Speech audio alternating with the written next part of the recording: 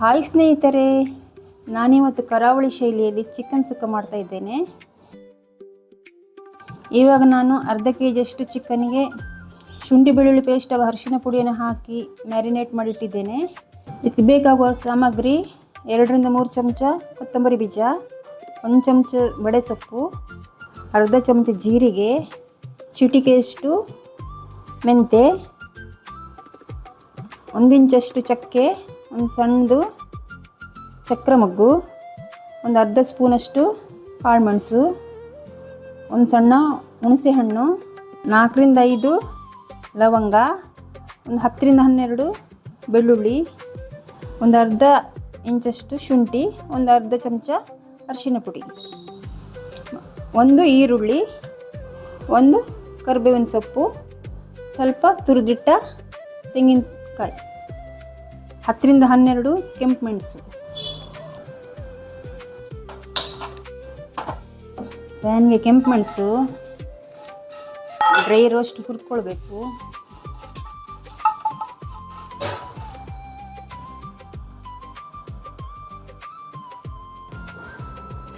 ಕೊತ್ತಂಬರಿ ಬೀಜ ರೋಸ್ಟ್ ಮಾಡಬೇಕು. ಕಾಳು ಮೆಣಸು ಹಾಕಿದ್ದೇನೆ. ಬಡೆ ಸೊಪ್ಪು,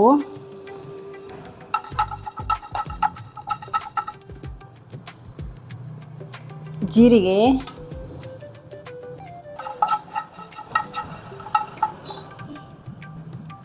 ಚಕ್ಕೆ, ಸ್ಟಾರ್ ಹೂ, ಮೆಂತೆ, ಲವಂಗ ಚೆನ್ನಾಗಿ ಹುರಿಬೇಕು.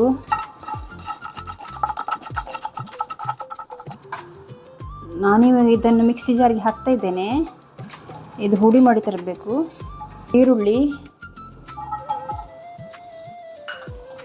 ಎಣ್ಣೆ ಹಾಕಿ ಹುರಿಬೇಕು.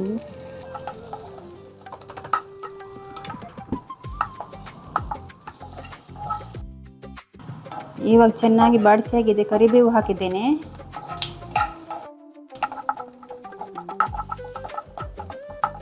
ಇವಾಗ ಇದನ್ನು ನಾವು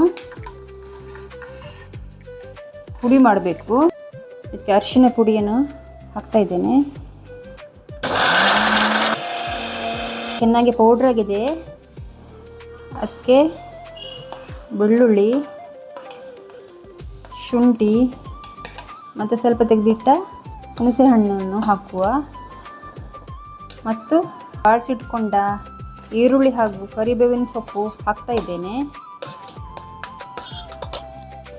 ಇದನ್ನು ಪುನಃ ಗ್ರೈಂಡ್ ಮಾಡುವ. ನಾನಿವಾಗ ಗ್ರೈಂಡ್ ಮಾಡಿ ತಗೊಂಡು ಬಂದಿದ್ದೇನೆ. ನೀರು ಹಾಕಿದೆ. ಇಷ್ಟು ಗ್ರೈಂಡ್ ಆಗಿದೆ. ಇವಾಗ ಕಾಯಿ ತುರಿಯನ್ನು ಹುರಿದುಕೊಳ್ಬೇಕು. ಚೆನ್ನಾಗಿ ಹುರಿಯಬೇಕು. ಇದು ಕಾಯಿ ತುರಿ ಚೆನ್ನಾಗಿ ಪರಿಮಳ ಬರೋ ತನಕ ಹುರಿಬೇಕು. ಇವಾಗ ಆಗಿದೆ.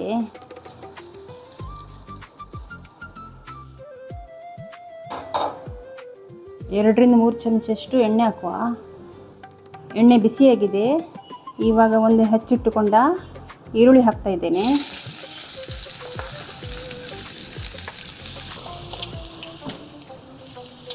ಚೆನ್ನಾಗಿ ಬಾಡಿಸ್ಕೊಳ್ಬೇಕು. 1 ಚಮಚಷ್ಟು ಉಪ್ಪು ಹಾಕ್ತಾ ಇದ್ದೇನೆ.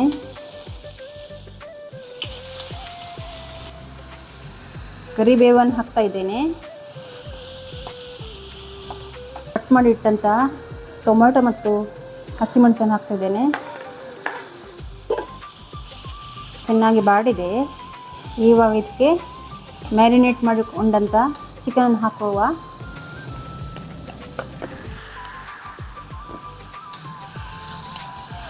ಚೆನ್ನಾಗಿ ಮಿಕ್ಸ್ ಮಾಡುವ. ಒಂದು 10-15 ನಿಮಿಷ ಇದನ್ನು ಬೇಯಿಸುವ.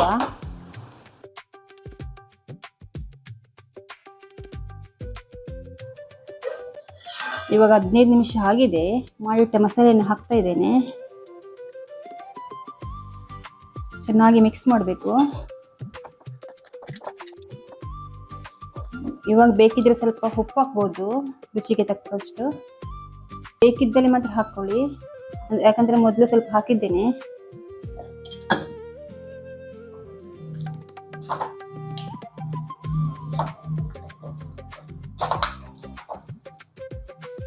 ಇವಾಗ ಹುರಿದಿಟ್ಕೊಂಡ ತೆಂಗಿನ ತುರಿಯನ್ನು ಹಾಕುವ.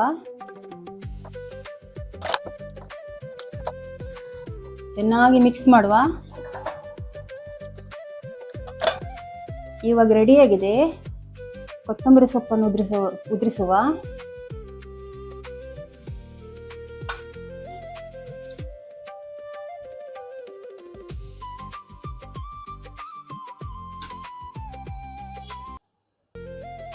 ಈಗ ಚಿಕನ್ ಸುಕ್ಕ ರೆಡಿಯಾಗಿದೆ ಫ್ರೆಂಡ್ಸ್. ಇದು ನೀರು ದೋಸೆ, ಇಡ್ಲಿ, ಅನ್ನ, ಬ್ರೆಡ್ ಜೊತೆ ಒಳ್ಳೆ ಕಾಂಬಿನೇಷನ್. ಮುಂದಿನ ಒಳ್ಳೆಯ ರೆಸಿಪಿಯೊಂದಿಗೆ ಮುಂದಿನ ವಿಡಿಯೋದಲ್ಲಿ ಸಿಗೋಣ. ಬಾಯ್ ಬಾಯ್ ಫ್ರೆಂಡ್ಸ್.